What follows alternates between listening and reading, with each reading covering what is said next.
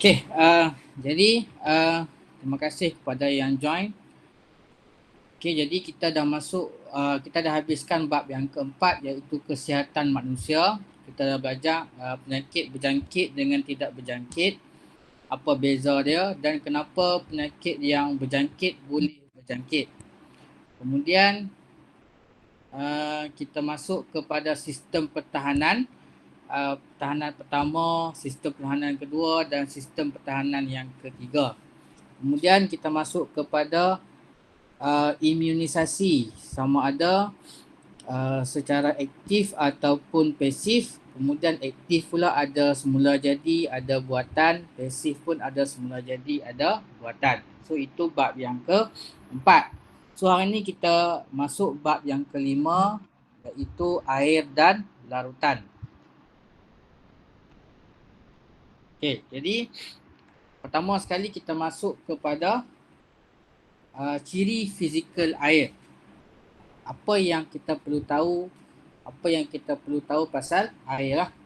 Okay, jadi air ialah sejenis cecair yang mana dia tidak berwarna, dia tidak ada bau dan dia tidak ada rasa. So air ataupun ayak yang betul-betul ayak lah, yang tak campur dengan benda asing.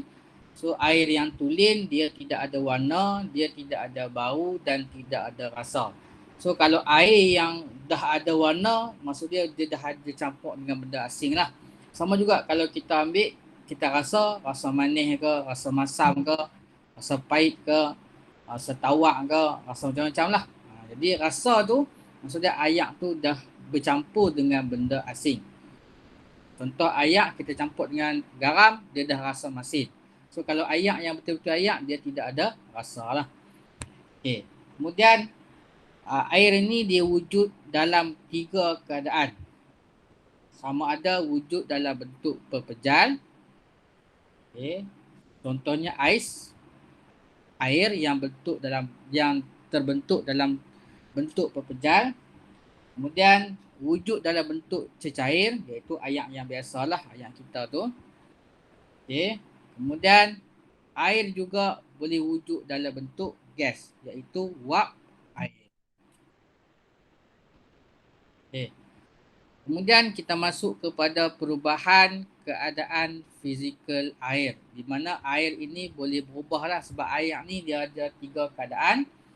Dia boleh wujud 3 keadaan, pepejal, cecair dan gas. Maka dia boleh berubah daripada pepejal menjadi cecair, cecair menjadi gas.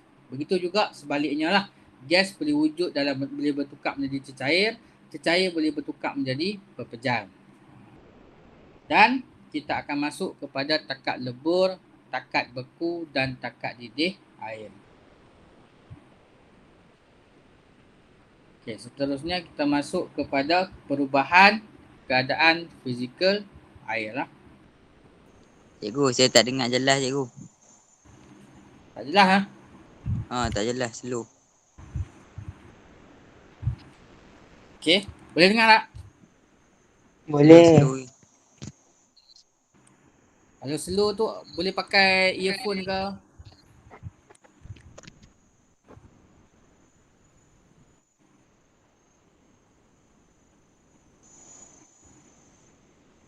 Okay, dah teruskan. Okay, perubahan keadaan jirim.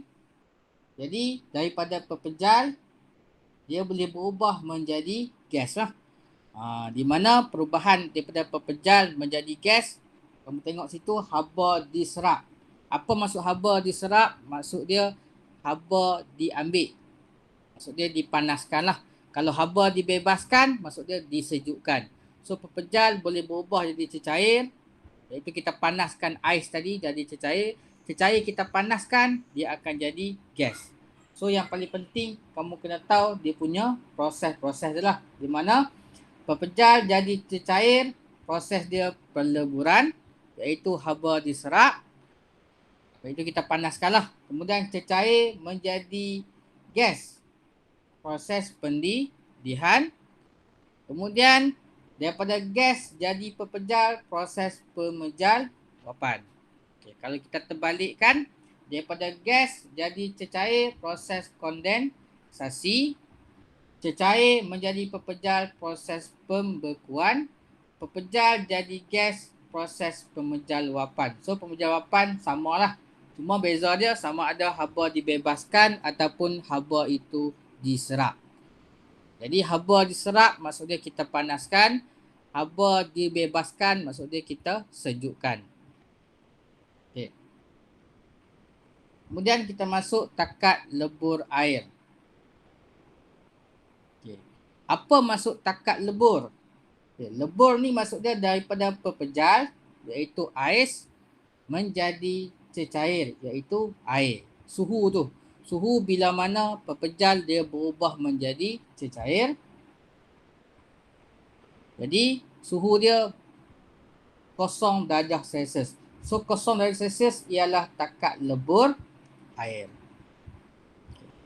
Kemudian istilah yang kedua ialah takat beku air. Apakah yang dimaksudkan dengan takat beku air?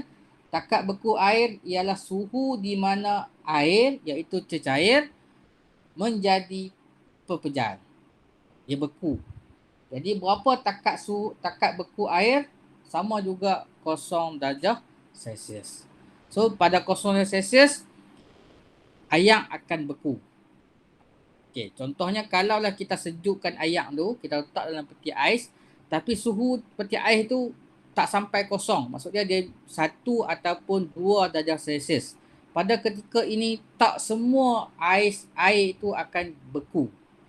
Bila akan beku? Bila suhu dia turun sehingga 0 darjah Celsius. Baru dia membeku. Itu dimaksud takat beku air. Dan satu lagi istilah dipanggil takat didih air.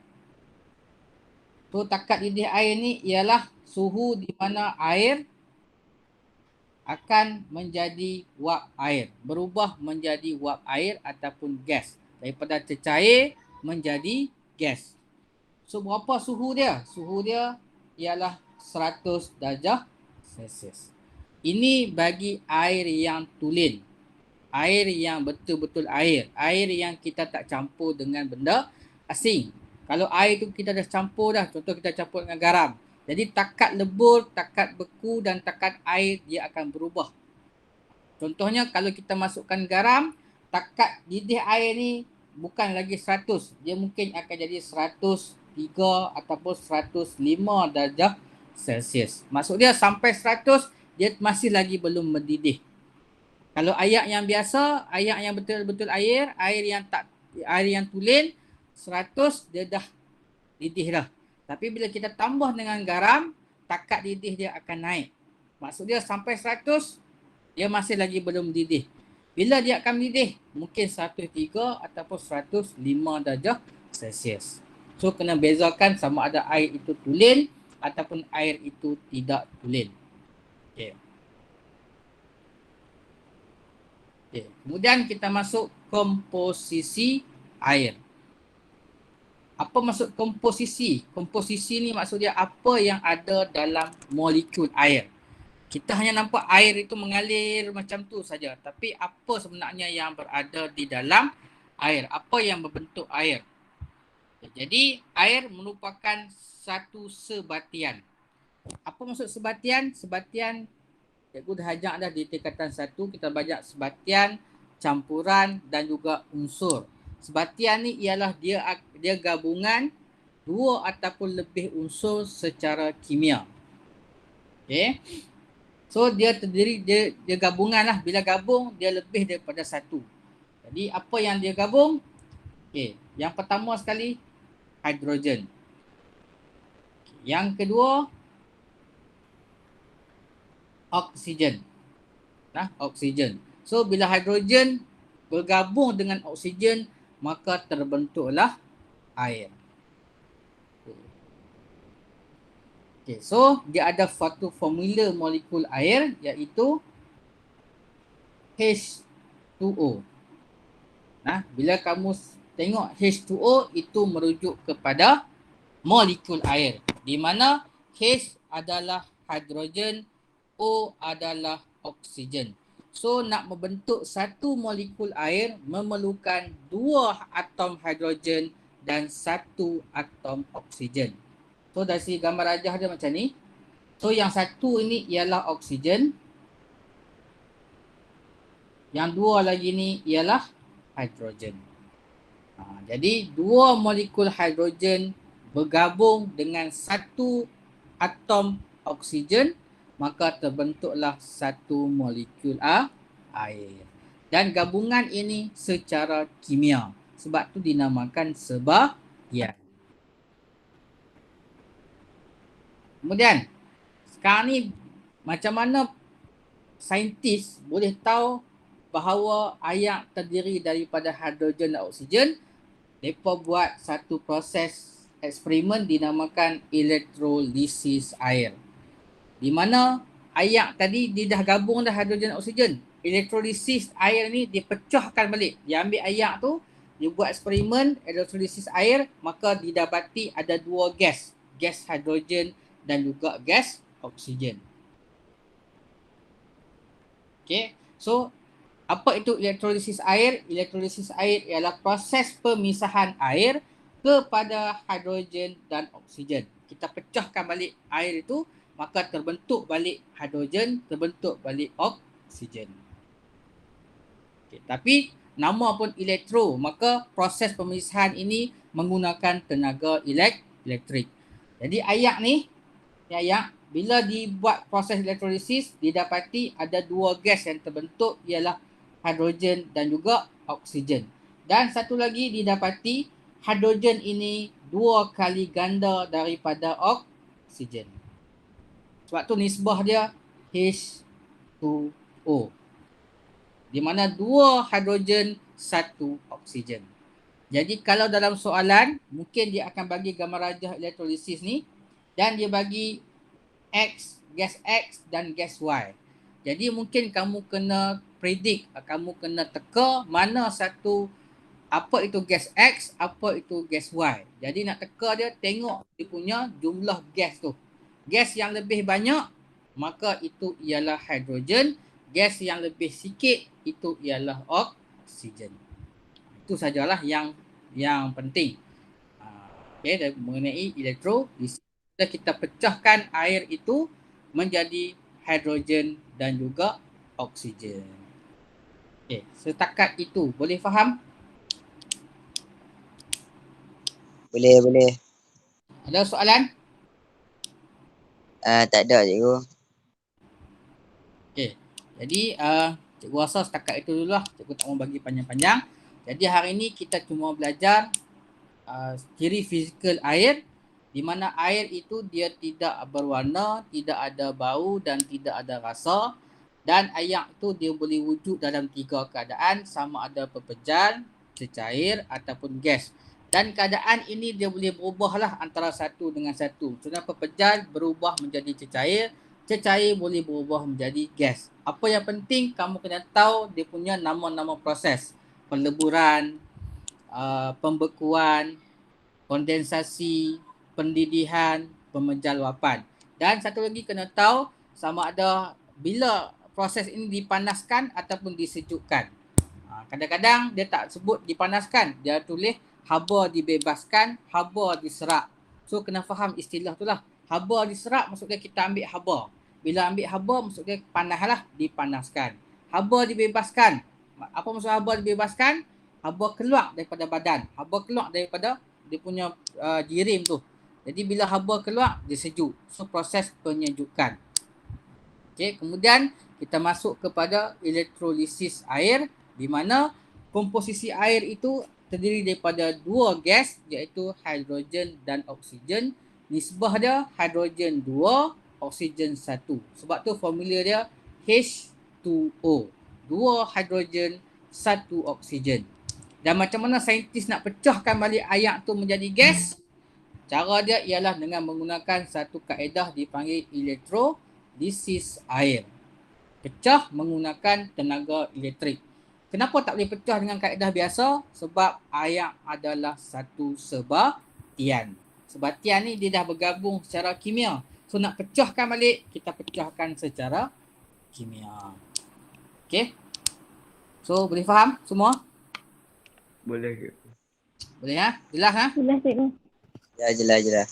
Okey, sekejap cikgu hantar dia apa, kamu dapat tak kertas air dalam rutan ni? Bab 5 ni. Cikgu ada bagi tak? Ada. Okey, ada ah. Okey, ada sekejap cikgu ambil gambar. Nanti apa dia punya tu nanti kamu buatlah. Nanti kelas yang seterusnya kita akan bincang itu. Boleh? Ya, boleh. Boleh cikgu. cikgu. So kelas yang Boleh. seterusnya nak buat masa ni ke ataupun awal pagi? Ke macam mana? Masa ni. Masa ni. Masa Masa ni. ni. Masa ni. Confirm? Ya, Confirm. confirm. Okey, kalau macam tu dia lebih kurang 13 pelajar yang online ni. Baki lagi cikgu tak tahu pergi mana. Kan? Saya tak Apalah. tahu. Okey, Dia apa pergi ke cikgu rakam, lagi cikgu masuk dalam YouTube. Cikgu hantar link, siapa yang masih lagi tak join boleh join kat situ lah. Boleh tengok kat situ lah. Okay, so kita tamatkan kelas dengan tasbih kafarah dan suratul As.